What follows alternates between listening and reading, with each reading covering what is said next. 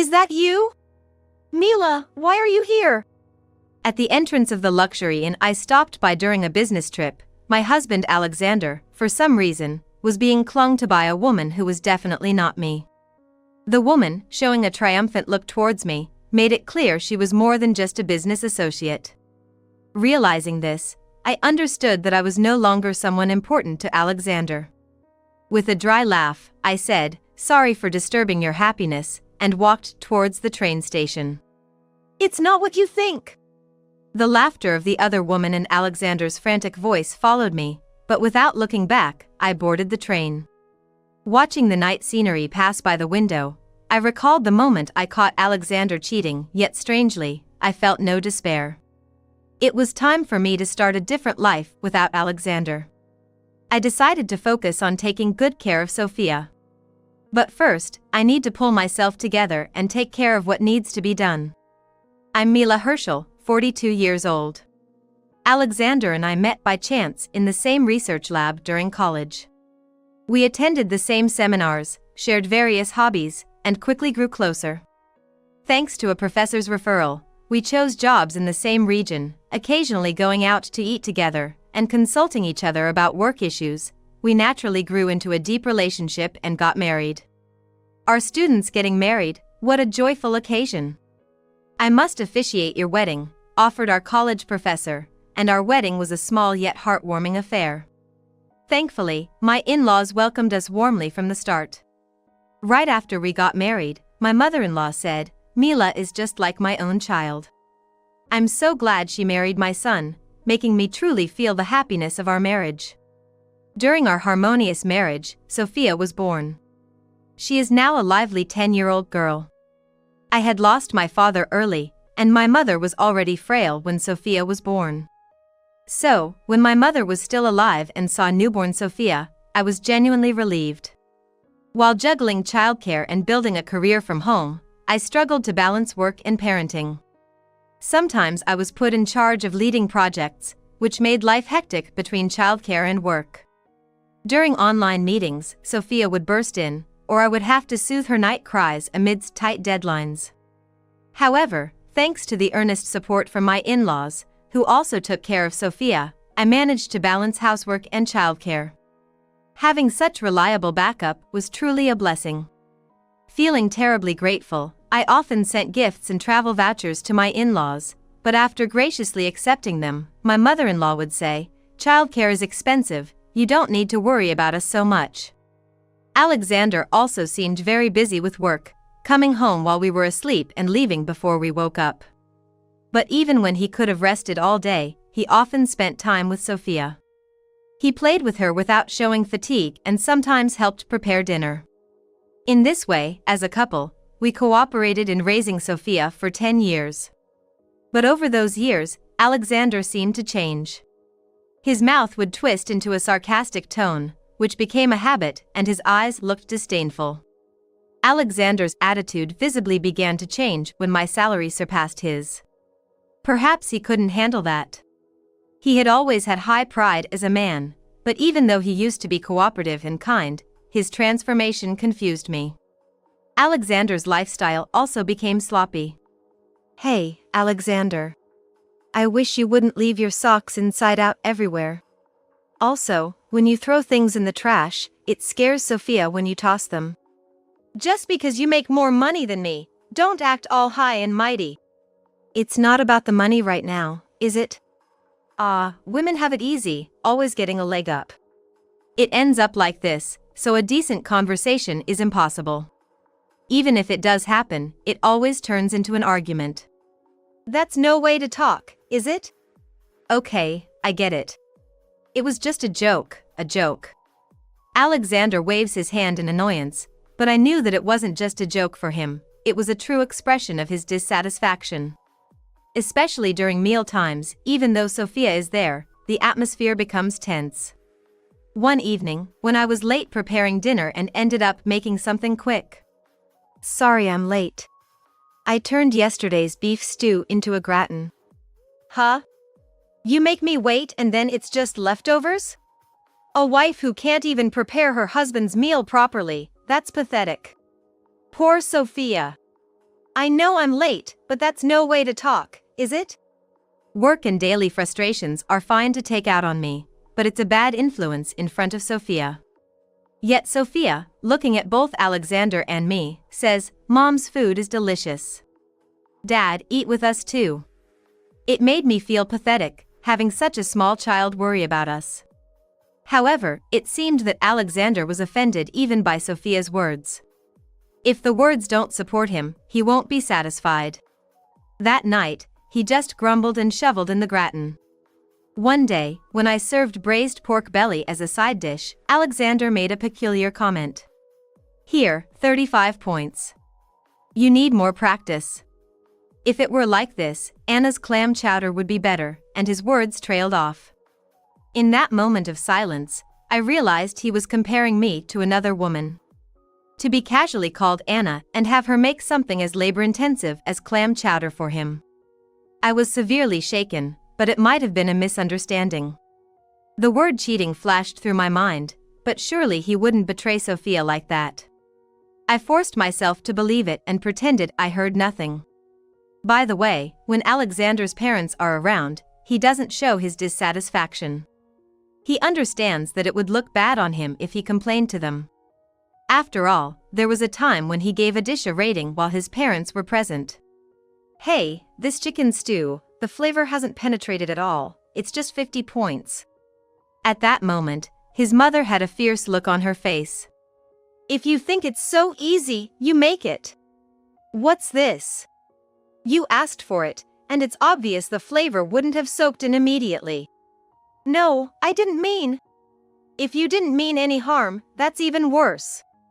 His mother grabbed Alexander by the nape and dragged him to the kitchen, where she made him cook from scratch and severely criticized his cooking. "Now you see how much effort goes into the meals you eat every day. I didn't raise a man who nitpicks at the food others make for him." "Mila, I'm so sorry."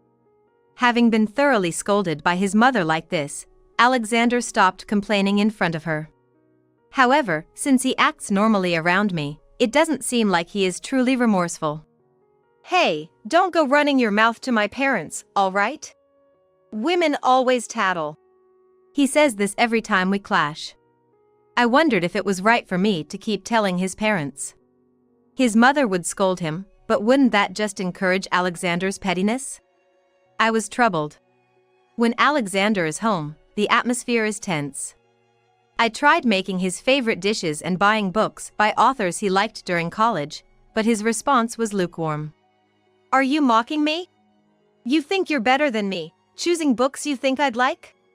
It just doesn't lead to a conversation. Alexander's aggressiveness has started to be directed even towards Sophia. With Alexander, it seems he already has the words he wants to hear in his mind, and our conversations need to be tailored to satisfy him. "What do you think? Tell me." But when he receives an answer he wasn't expecting, he pretends not to hear it. He also gets obviously moody or changes the subject entirely, making my opinions seem irrelevant. If he's already made up his mind, he should just say so instead of making others say it. He doesn't want to take responsibility for his own decisions. That way, he can't be blamed later, so he makes others say it. When Sophia wants to go to the amusement park, Alexander won't outright say it's a waste of money, but he makes an annoyed face. Then Sophia, trying to be considerate, says, "Then I'd like to go to the zoo." But even at the zoo, he doesn't seem to enjoy himself and just looks at his phone the whole time. Seeing a poster for the amusement park on the way home from the zoo, Sophia murmurs, "Someday, I want to play at the amusement park with Dad too." Suddenly, Alexander gets upset. "Because you said the zoo was good, I did what you wanted. What are you gonna do now? My precious time is wasted." Sophia isn't saying she wanted to go today, is she? There's no need to yell like that. Besides, you've been on your phone a lot lately. All I get is complaints when I'm just trying to provide for the family. I still have work to do, so I need my phone. I was fed up with Alexander's defensive outbursts. If he's really that overwhelmed by work, he might as well cut back or quit. I make enough on my own to support him for a while, and we could look for another job together. However, I knew bringing up the salary difference, which is also a reason for his moodiness, wouldn't sit well with him. Honestly, I couldn't let Sophia endure Alexander's irritability any longer, and the thought of temporarily separating even crossed my mind. There was talk that Alexander would get a promotion once his current work was finished, and I hoped he would return to the kind husband he used to be. The one thing that seemed to relieve his stress was playing games with Sophia. When Sophia comes home from school, they're both absorbed in the latest RPG game they bought. At those moments, the house feels cheerful and Sophia is all smiles, which gives me some relief. Alexander himself has discovered the joy of gaming, playing alone even after Sophia has gone to bed. In front of the game screen, he shows a childlike innocent smile for the first time in a long while. I would feel at ease if this calmness could continue, but reality was not so kind. One day, I had to suddenly travel to New York for work. Coincidentally, Alexander was also away on a business trip. So, we decided to leave Sophia with her grandparents.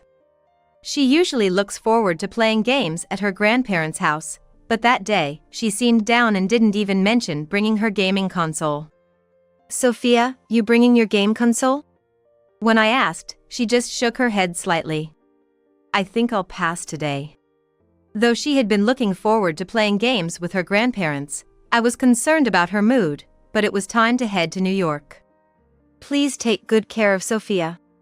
When I dropped Sophia off at my in-laws before leaving, her grandmother gladly took her in. "Don't worry. I'll make sure Sophia has a good time. Have a safe trip."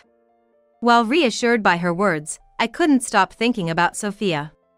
During a break at work, I called to check on her, and the grandparents had taken her to an amusement park. "Sophia is really happy now. She says she's having fun at the amusement park. It's like we're young again, even going on the merry-go-round." "That's great to hear. Sophia has wanted to go for a long time, but never really had the chance." "That's the case? Then we'll make sure to have lots of fun today." Indeed, my in-laws are wonderful people. I felt at ease as I attended a meeting in New York. After the meeting ended and I was preparing to head back, a colleague approached me. "If you're tired, the day spa at the nearby luxury inn is great for relaxation." Despite needing to pick up Sophia soon, I hesitated but, feeling quite exhausted, decided to treat myself by heading to that inn. But at the entrance of the luxury inn, incredibly, I bumped into Alexander. "You? Mila, why are you here?" Beside Alexander was a woman I didn't recognize, and he looked shocked, his mouth agape. Who is this lady?" she said, tilting her head in confusion. Alexander was flustered. This is, he stuttered, unable to connect his words. "Explain yourself," I demanded, standing frozen, trying desperately to make sense of the situation. The woman beside Alexander clearly didn't seem like just a business associate. Though I didn't want to believe it, everything pointed unmistakably to Alexander's betrayal. This is my wife. Perfect timing.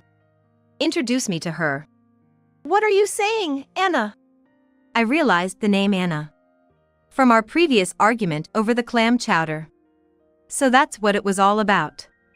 I felt an icy chill deep in my body. "Hey, lady. I'm dating Alexander. He's so cool that I became his mistress, but I started wanting the position of his wife. It's shameful for you to keep hanging on to him, so break it up." It seemed Alexander had been lying quite a bit to Anna.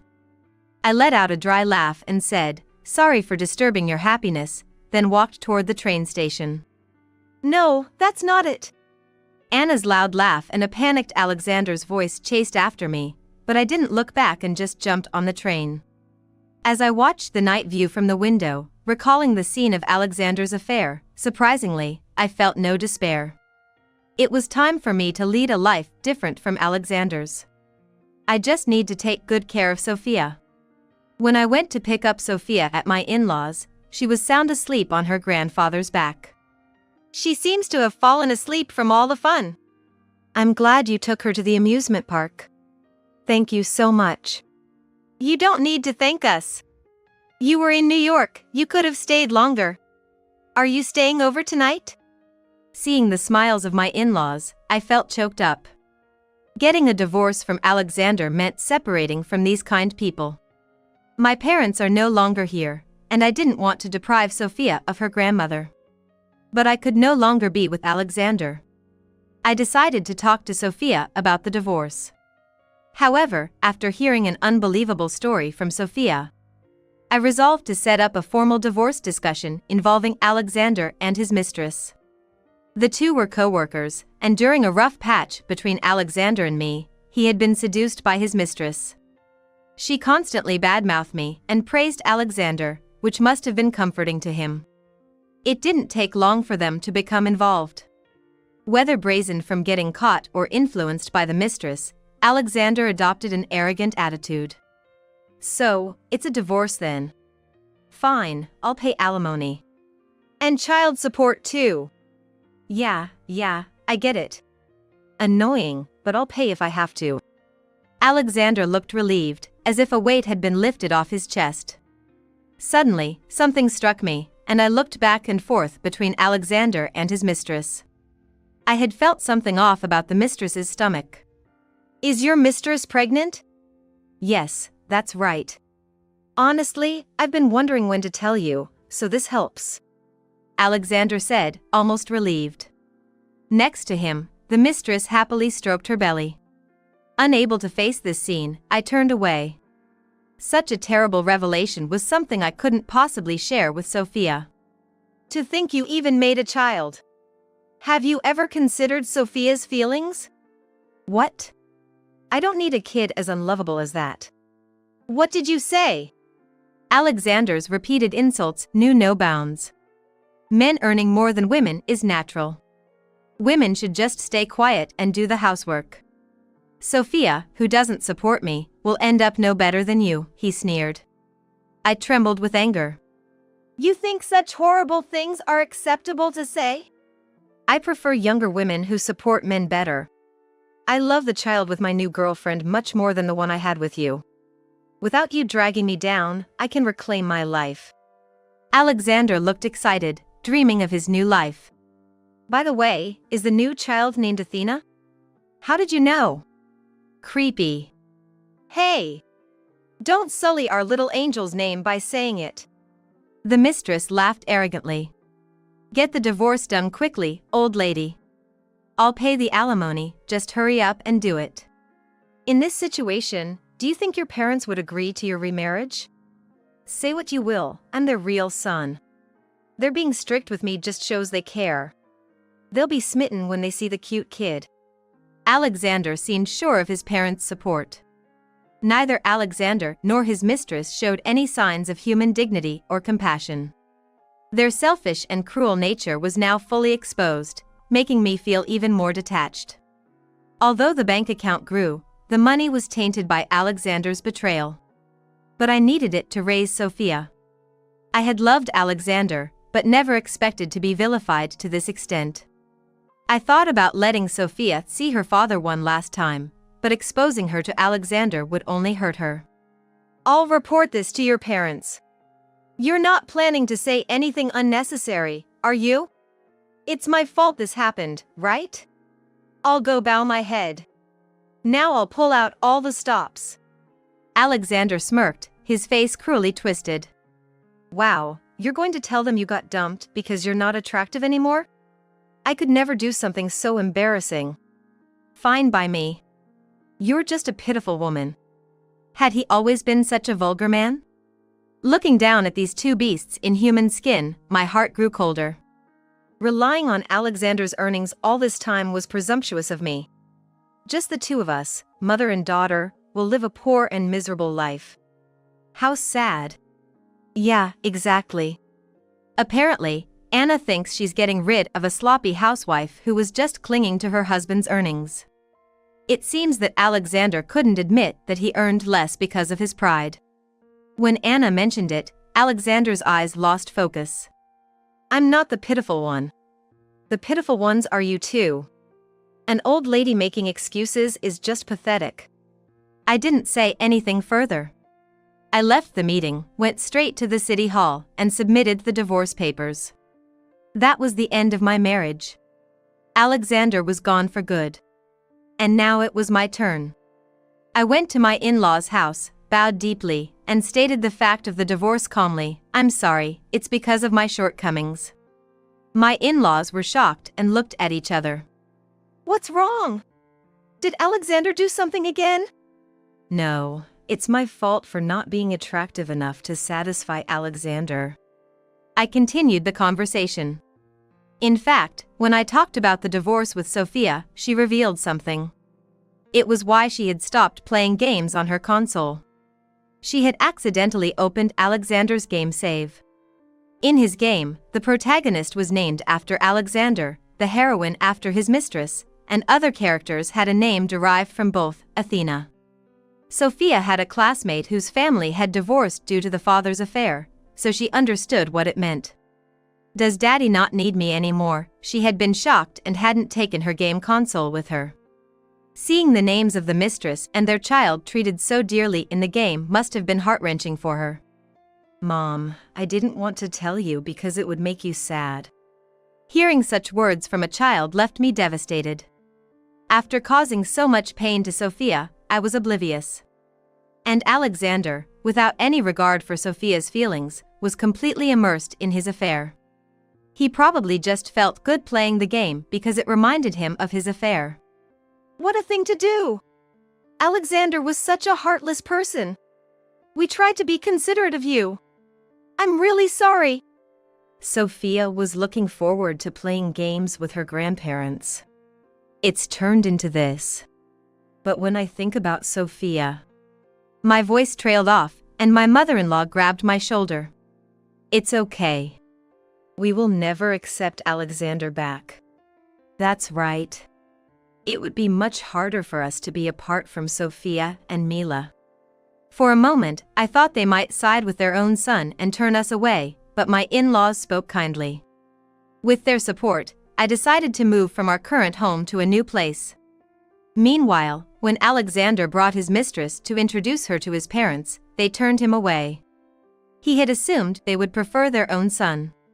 Mila probably told you, but we're divorced now. And I found a younger wife. You must be happy, right, Dad, Mom? Nice to meet you. Unlike that old lady, I'm cute, so let's get along. We'll have even cuter grandkids, she said arrogantly, but my in-laws were not welcoming. The nerve of you! To come back after doing the worst things as a husband and father. Are you Anna? I have no interest in getting close to someone who would date a married man. Our only grandchild is Sophia. Rejected completely, a dismayed Alexander soon called me. Hey, didn't I tell you not to talk about extra stuff? Mila, did you instigate this? Why would my own parents kick me out? I just told the truth and apologized for being an inadequate wife.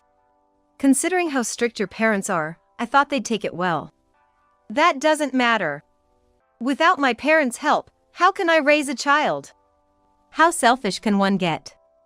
I simply don't have the time to bother with Alexander anymore.